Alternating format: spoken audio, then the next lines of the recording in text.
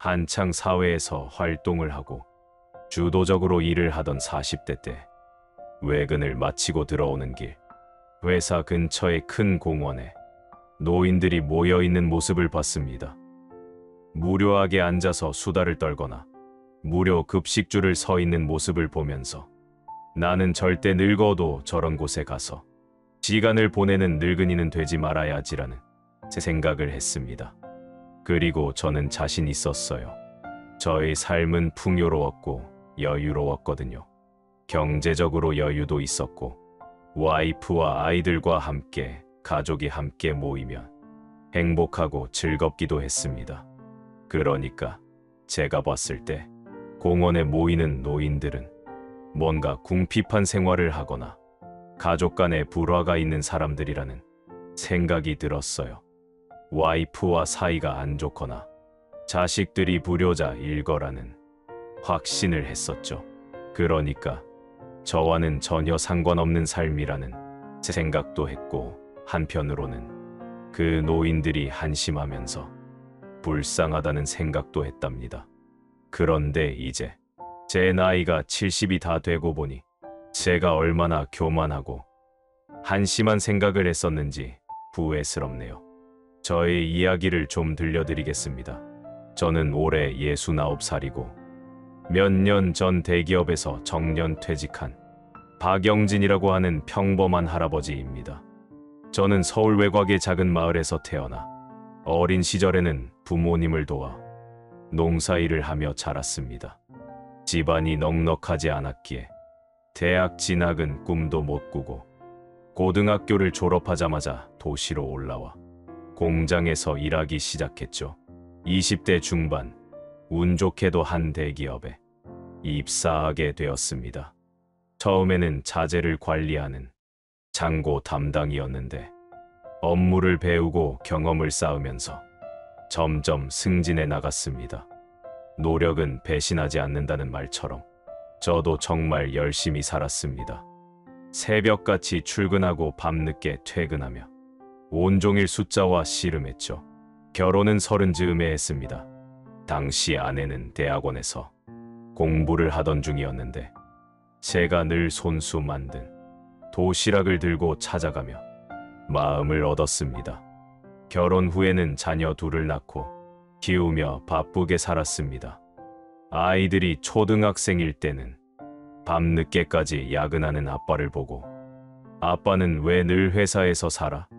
라며 투덜대곤 했지만 그 말이 제겐 오히려 더 열심히 살아야겠다는 동기가 되었습니다. 40대 중반에는 본격적으로 승진이 빨라지면서 회사에서 인정받기 시작했어요.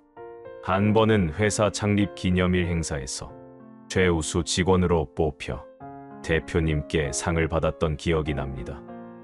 가족들이 축하한다며 케이크를 준비해 줬을 때 아이들 앞에서 자랑스러운 아빠가 된 것 같아 뿌듯했죠. 하지만 승진과 책임이 커질수록 스트레스도 배가 되었습니다. 특히 해외 프로젝트를 맡았던 50대 초반에는 한 달 내내 가족을 못 본 적도 있었습니다.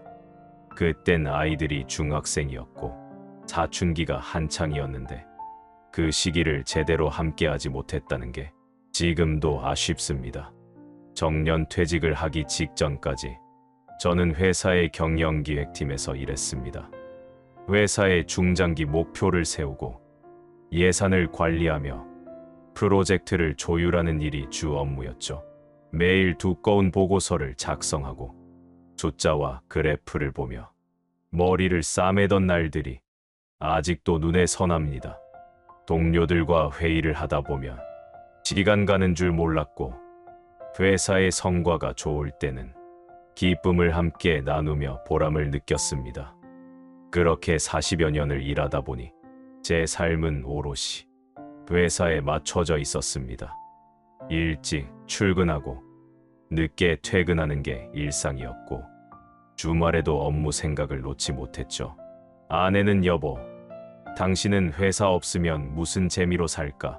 하고 농담을 하곤 했지만 저는 그 말을 듣고도 웃어 넘기기만 했습니다. 그렇게 평생 일하면서 살 줄 알았던 저도 어느새 나이를 먹고 퇴직을 하게 되었습니다. 제가 퇴직하던 날 회사 동료들과 가족들이 제게 큰 박수를 보내주더군요. 영진 씨, 그동안 고생 많으셨습니다. 하며 동료들이 손을 흔들어주고 아내는 여보, 이제는 우리도 좀 편안하게 여행 다니면서 살아봐요 하더라고요. 제 딸과 아들도 퇴직 축하 파티를 열어줬는데 그날 저녁 식탁은 웃음소리로 넘쳤습니다. 그래, 이제 진짜 인생이 시작되는 거야. 가족들과 시간을 많이 보내며 살면 되지. 이렇게 행복한 미래를 꿈꾸던 저는 며칠 후 현실이라는 이름의 커다란 벽과 마주하게 되었습니다. 퇴직 후 첫 주는 정말 달콤했어요. 늦잠도 자보고 아내랑 동네 한 바퀴 산책도 하고 그동안 보고 싶었던 드라마도 몰아봤죠. 아이들은 틈틈이 전화로 안부를 물어주고 주말에는 손주들과 함께 놀이터도 갔습니다. 그런데 그건 딱 한 주뿐이더군요. 다음 주가 되니 아내는 여보, 나 친구들이랑 문화센터 가기로 했어. 저녁엔 올게라며 외출이 잦아졌고 아이들은 아빠, 이번 주는 일이 좀 많아서요. 다음 주에 봬요. 라며 연락이 뜸해졌습니다. 갑자기 집에 혼자 남게 된 저는 머리를 긁적이며 텔레비전 앞에 앉았죠. 리모컨을 들고 채널을 돌리다 보니 이렇게 텔레비전 채널이 많았나 하는 생각이 들 정도였습니다. 어느 날은 너무 지루해서 동네 공원을 갔습니다. 벤치에 앉아 하늘을 멍하니 바라보며 생각했죠. 평생 일만 하면서 살았는데 이제는 뭐 하고 살아야 하지? 라는 생각을 했습니다.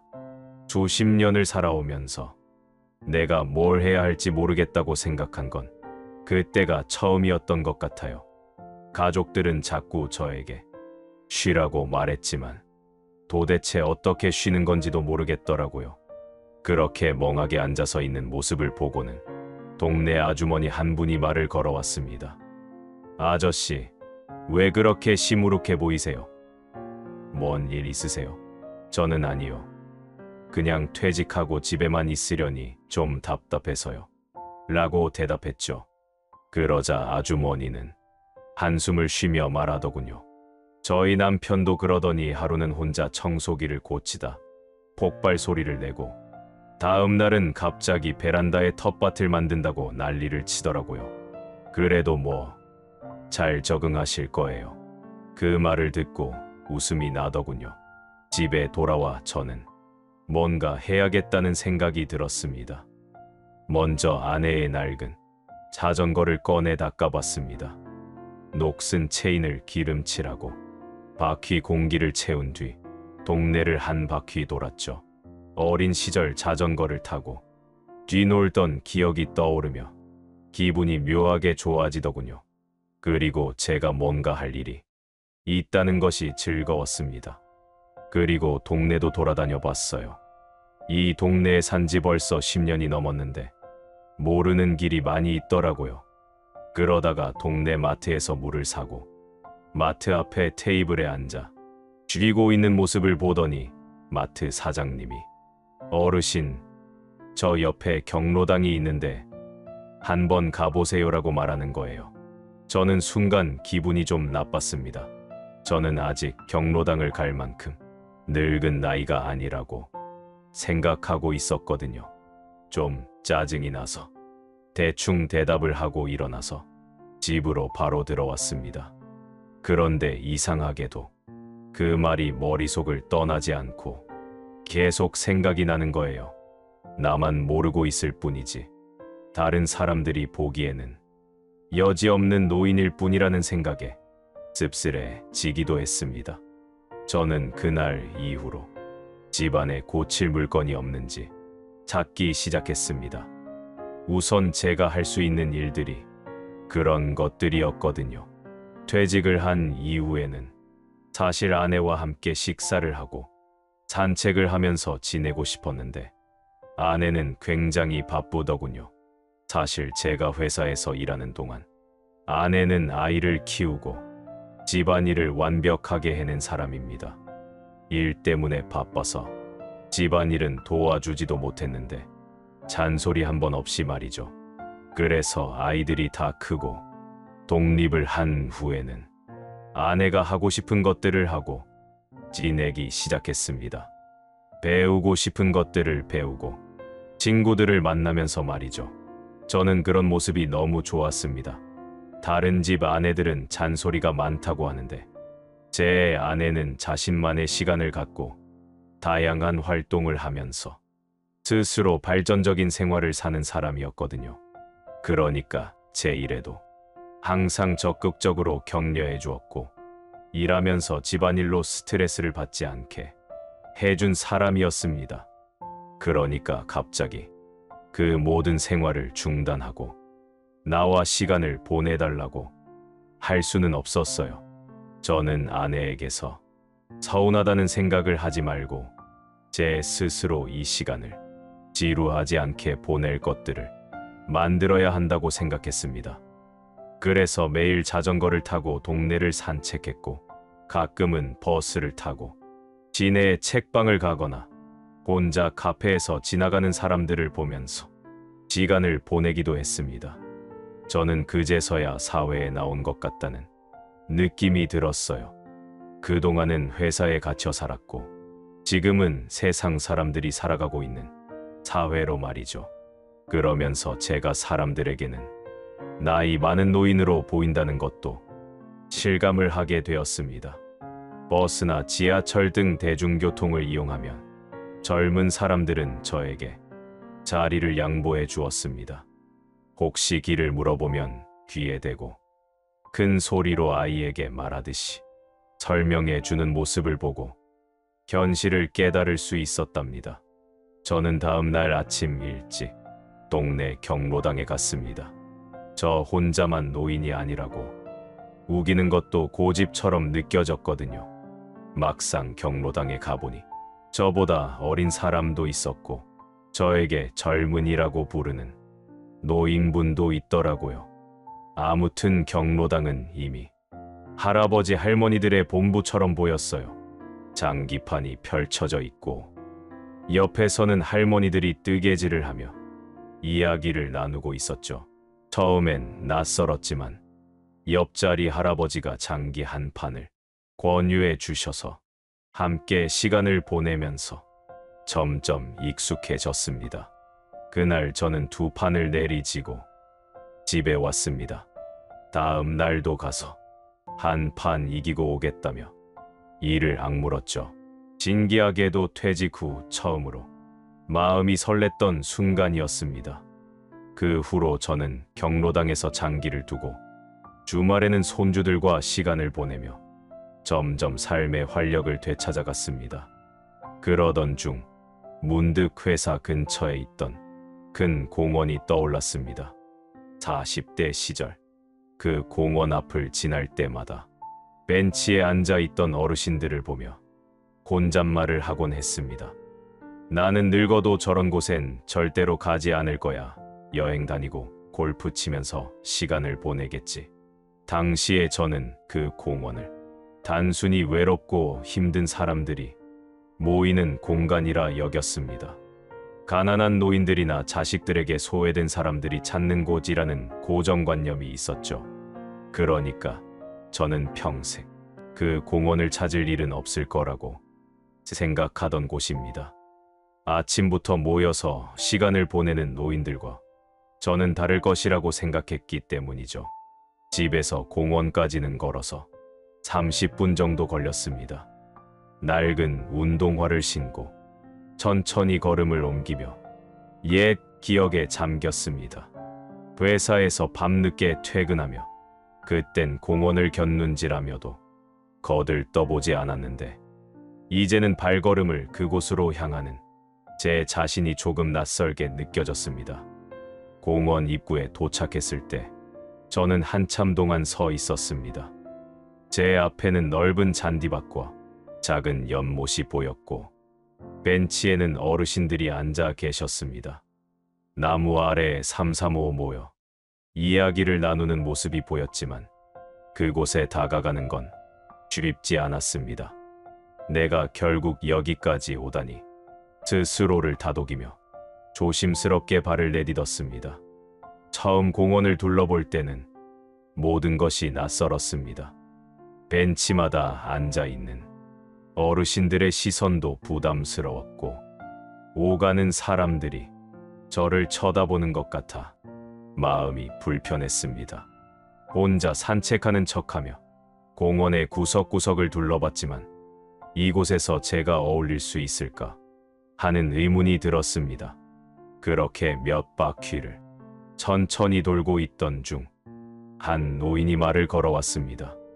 처음 오신 분 같은데 산책 중이신가요? 그분은 나이가 80은 좋게 넘어 보였지만 밝은 표정과 따뜻한 목소리를 지니고 계셨습니다. 저는 얼떨결에 고개를 끄덕이며 대답했습니다. 네, 그냥 한번 와봤습니다. 그분은 웃으며 자신을 소개했고 저를 근처 벤치로 안내했습니다.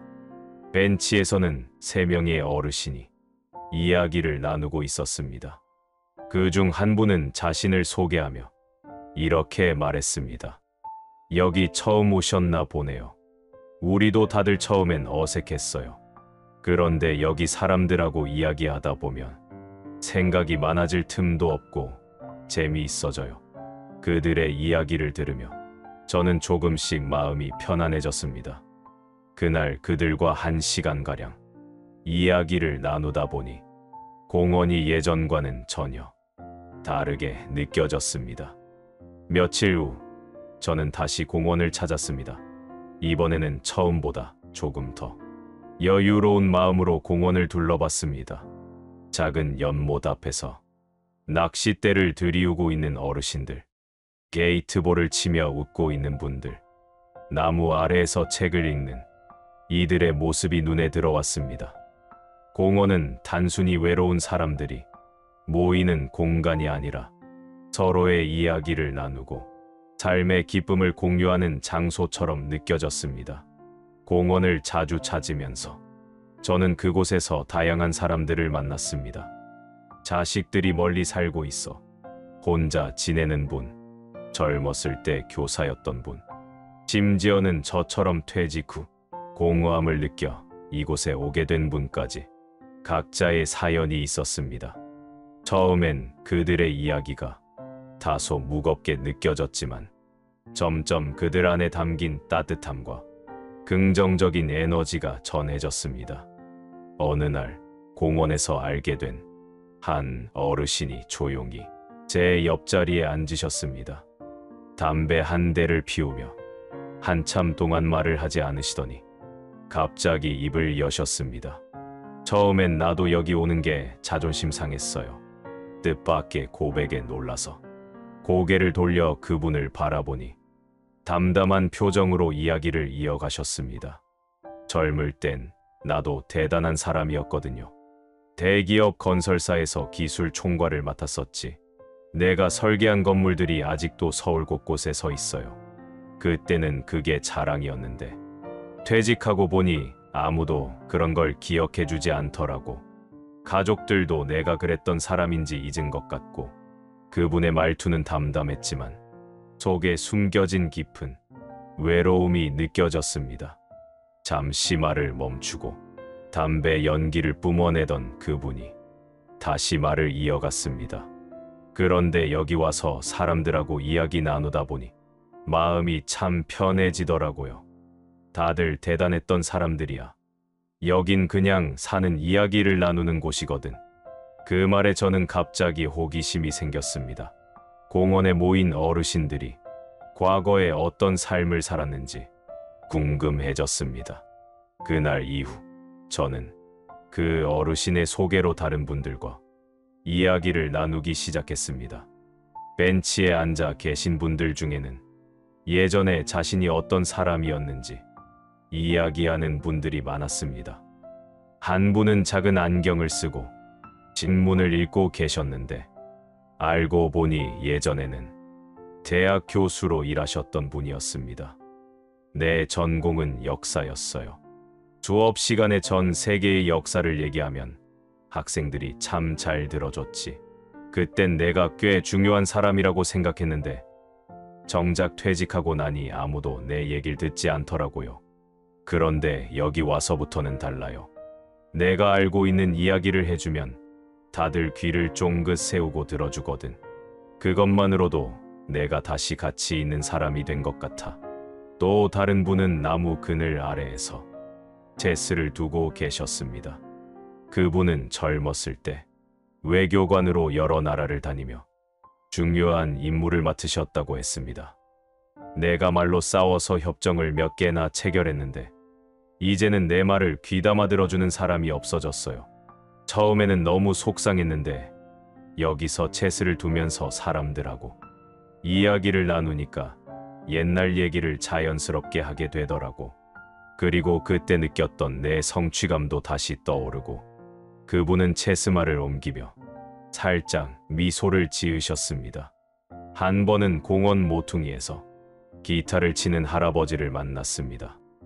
그분은 기타 연주와 함께 옛 노래를 부르고 계셨는데 주변의 사람들이 모여들어 박수를 치고 있었습니다. 이야기 끝에 알고 보니 그분은 한때 가수로 활동하며 음반도 냈던 분이었습니다. 그땐 나도 라디오에 목소리 나가고 꽤 잘 나갔지. 그런데 어느 순간 내 목소리를 찾는 사람이 없더라고 공허했지. 그런데 여기선 내가 기타 치면 다들 좋아해주고 따라 불러줘요. 그게 참 고마운 거야. 공원에서 만난 사람들과의 대화를 이어가며 저는 한 가지를 깨닫게 되었습니다.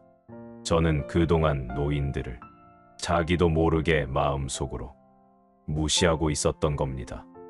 나이 들면 힘도 없고 별다른 역할도 없는 사람들이겠지 라는 편견이 있었던 것이죠. 하지만 이곳에서 만난 분들은 제 생각을 송두리째 바꿔놓았습니다.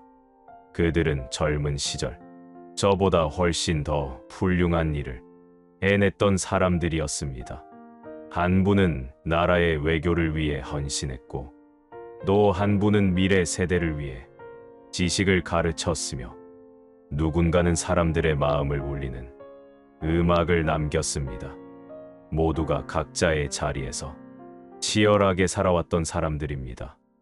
이제는 젊은 사람들에게 그 자리를 물려준 것뿐이었습니다. 이분들은 여전히 대단한 사람들이다. 단지 무대가 달라졌을 뿐이지. 공원은 과거의 영광과 성취를 잠시 접어두고 있는 그대로의 자신으로 서로를 받아들이는 공간이라는 것을 느꼈습니다. 이분들은 과거에 얽매이지 않았습니다. 이 공원에서 그들은 또 다른 삶의 의미를 찾아가고 있었습니다. 과거의 영광이나 아쉬움에 머무르기보다는 현재를 즐기며 새로운 관계를 맺고 또 다른 목표를 세우며 살아가고 있었습니다. 그 모습을 보며 저는 제 자신이 부끄럽게 느껴졌습니다. 젊은 시절에는 나만이 대단한 일을 하고 있다고 생각하며 공원을 지나칠 때마다 그곳에 앉아 있는 노인들을 가난하고 외로운 사람들로만 여겼습니다. 하지만 이젠 압니다. 이곳은 단순히 시간을 보내기 위해 모인 곳이 아니라 인생의 새로운 장을 쓰는 사람들이 모이는 곳이라는 것을요. 이제는 저도 그들처럼 나이 듦을 긍정적으로 받아들이기로 했습니다. 지금도 저는 공원에서 그분들과 어울리며 새로운 이야기를 배우고 제 이야기도 들려줍니다. 여전히 저는 회사에서의 제 삶이 자랑스럽지만 이제는 그것이 제 전부가 아니란 걸 압니다. 중요한 건 현재를 살아가는 모습이라는 것을 이 공원에서 배웠습니다. 나이를 먹는다는 건 단순히 늙어가는 것이 아니라 인생에서 또 다른 의미를 찾아가는 과정이라는 것을 깨달았기 때문입니다. 마지막으로 이 글을 읽는 여러분께 한 가지 말씀드리고 싶습니다. 혹시라도 여러분이 나이 드는 것을 두려워하거나 어르신들에 대해 편견을 가지고 계신다면 지금의 생각을 조금만 바꿔보세요. 어르신들은 우리보다 먼저 그 길을 걸어간 분들이고 그 여정에서 많은 지혜를 얻은 분들입니다. 그리고 나이 드는 것은 끝이 아니라 새로운 시작이 될 수 있다는 것을 기억하세요. 오늘도 저는 공원에서 만난 분들과 함께 소소한 행복을 나누며 제 인생의 새로운 이야기를 써가고 있습니다. 여러분도 인생의 모든 순간을 소중히 여기고 오늘을 즐기시길 바랍니다. 감사합니다.